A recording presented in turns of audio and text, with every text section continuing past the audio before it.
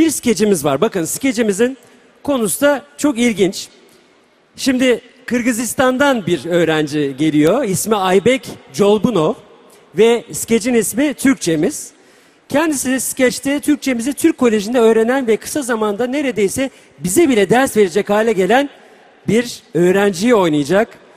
Ve bu skecin yazarı da Birol Güven ve ekibi, zannediyorum onlar da bu akşam aramızdalar. Alkışlarınız Kırgızistan'dan Aybek Jolbunov için.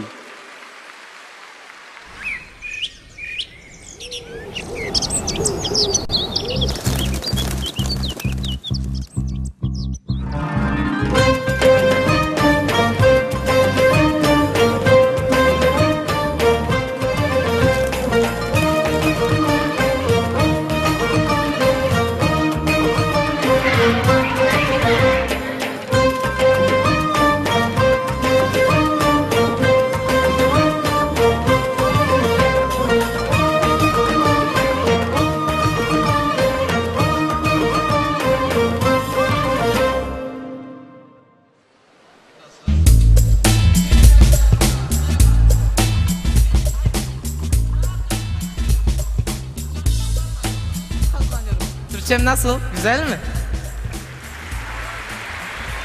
Alkışlamanıza gerek yok. Biliyorum benim Türkçem güzel. Çünkü ben Türkçeyi bizim memleketteki Türk okullarında öğrendim. Ama buradakiler benim kadar Türkçe bilmiyor. Yani açıkçası Türkiye'dekiler çok iyi Türkçe bilmiyorlar. Buraya gelmeden önce internetten Türkiye'deki arkadaşıma merhaba dedim. O da bana merhaba dedi. Ben ona selamun aleyküm dedim.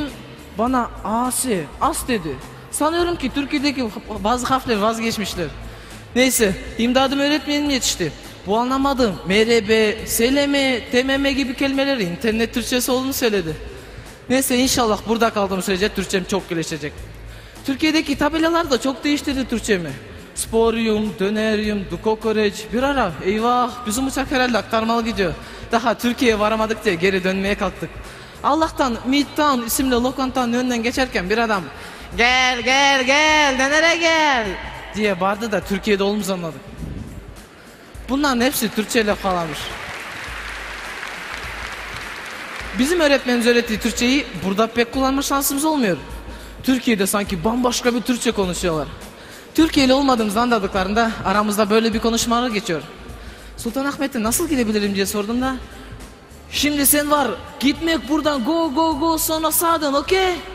Görecek bir park. Ha park okey. Abicim ben Türkçe konuşabilirim diyorum.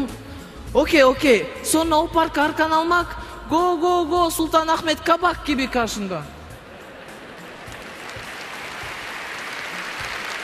Okey abi. Aybek de zaten şokta. Ha ayrıca bazılar turistler galiba sağır zannederler. Hepsi turistlerle bağırarak konuşur. İleride durakta duran amcaya Sultanahmet'i sordum. O da bana böyle cevap verdi. Bak buradan gidiyorsun. Git. Baktım kulaklarım sağır olacak. Oradan yavaşça ayrıldım. Baktım ileride gençler oturuyormuş. Onlara sorayım dedim. Onlarla daha kolay anlaşırım. Bir genç adres sordum. Affedersin Sultanahmet'e nasıl gidebilirim? Hey adamım bak şimdi şuradan gidiyorsun tamam mı kanki? Sonra fried chicken'ın yanından uzuyorsun. Solundaki sokak X oluyor tamam mı kanki? Dinliyor mu beni? Pöf oldu ya. Anlamadı bu. Türkçe bilmiyor bu pampa.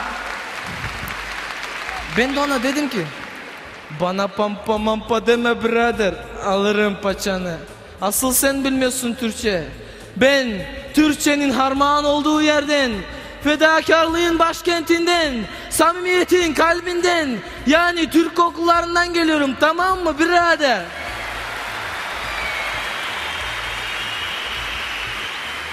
Kıymetli abiler, ablalar, bu fakirin zat hallelerine acizane bir sözü olacak.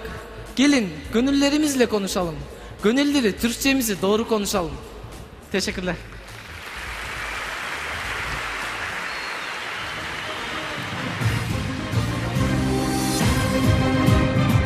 Evet, Aybek bizi biraz mahcup etti. Gerçekten ta Kırgızistan'dan gelip güzel Türkçemizi bize hatırlatıyor bir taraftan da. Teşekkür ediyoruz.